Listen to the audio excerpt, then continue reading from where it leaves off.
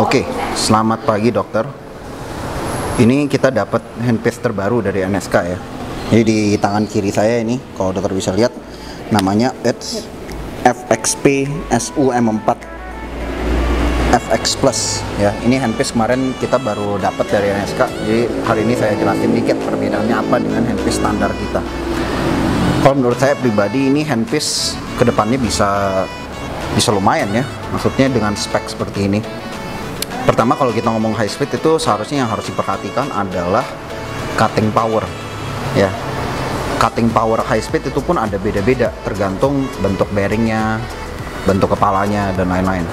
Kalau yang selama ini kita jual Panair FX ini standar karena dia mengejar harga ekonomis ya, itu 20 watt cutting powernya. Nanti kita coba di blok ini ya. Sedangkan yang baru ini FX Plus, dia 1,5 kali lipat lebih kuat daripada si Panair FX ini ya. Jadi dia cutting powernya itu 30 watt.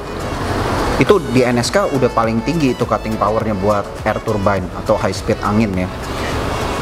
Timex pun, kalau dokter sudah ada yang tahu, Timex Z800 dan 900 itu mentoknya di 26 watt untuk yang Z900.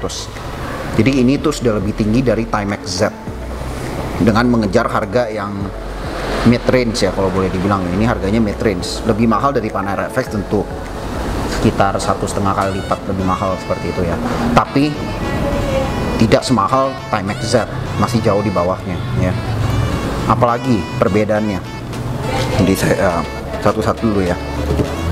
Ini saya taruh dulu.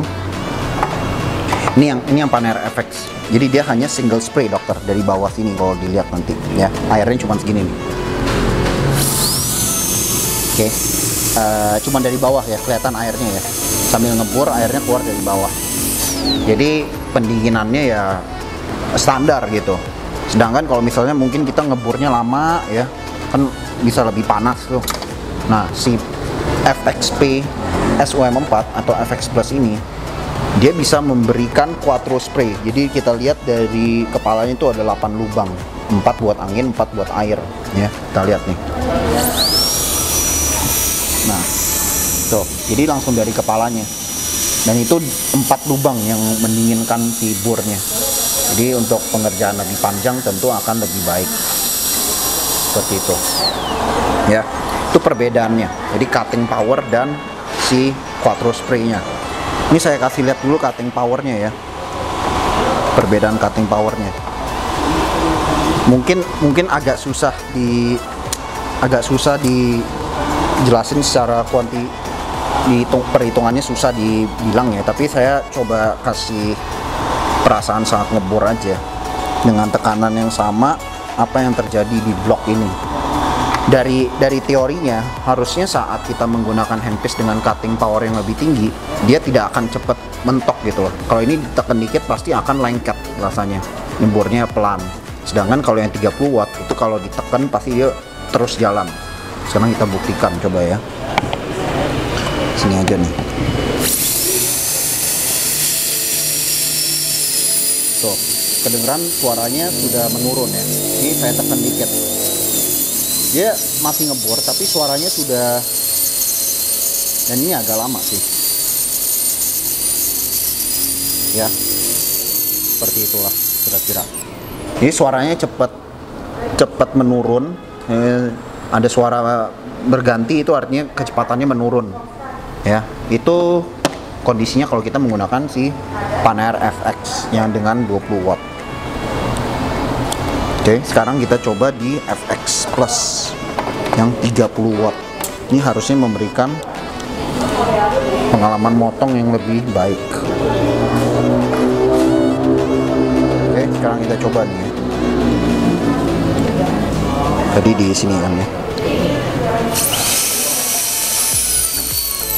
Oh ya, ini jauh lebih keras nih, lebih kenceng tuh. Ya perkiraan aja tadi kita ngebornya berapa lama. Ini sama nih waktunya, tapi jauh lebih cepat. Ya, nih perbedaan si Panair FX yang saya ngebornya lebih lama rasanya ya, dibanding dengan si FX Plus yang ngebor sebentar aja sudah bisa sejauh itu. Ya, Jadi perbedaannya memang jauh, 30 watt ke 20 watt tuh pasti kerasa. Ini nanti buat preparasi yang panjang seperti veneer atau bongkar crown, jika menggunakan air turbine pasti jauh lebih baik dengan menggunakan high speed seperti ini.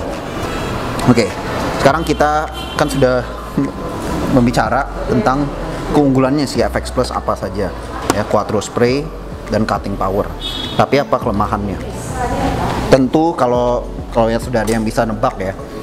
Ini saya ada vernier caliper di sini. Kita lihat di diameter kepalanya berapa sebenarnya. Kalau yang bisa nebak sih pasti yang cutting powernya lebih tinggi, terus sudah pasti diameter kepalanya akan lebih besar. Kelihatan sih ya. Iya dong, karena kan bearingnya pasti lebih besar buat memberikan kekuatan motong lebih tinggi. Nah, berapa besar dia?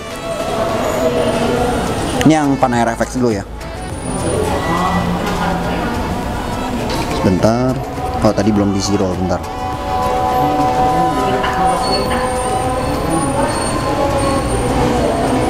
Ya. Jadi si Panera FX ini kalau diukur diameter kepalanya itu 10,6 mm. Ya, itu artinya 1 cm, sekitar 1 cm lebih dikit. Nah. Sedangkan kalau yang FX Plus ini kita ukur, dia mencapai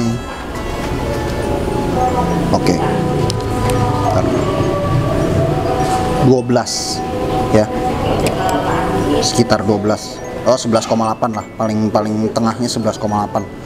Nah, jadi dia sekitar berapa tuh, 0,1 cm lebih besar dibanding dengan si Panera FX biasa. Jadi itu berapa ya, sekitar 10% lebih besar. Tapi apakah itu signifikan? Seharusnya sih nggak terlalu ya, karena kan dengan kepala cuman besar 10% dia bisa memberikan kekuatan motong 50% lebih tinggi. Jadi tentu si benefitnya itu jauh lebih tinggi daripada disadvantage-nya kan ya.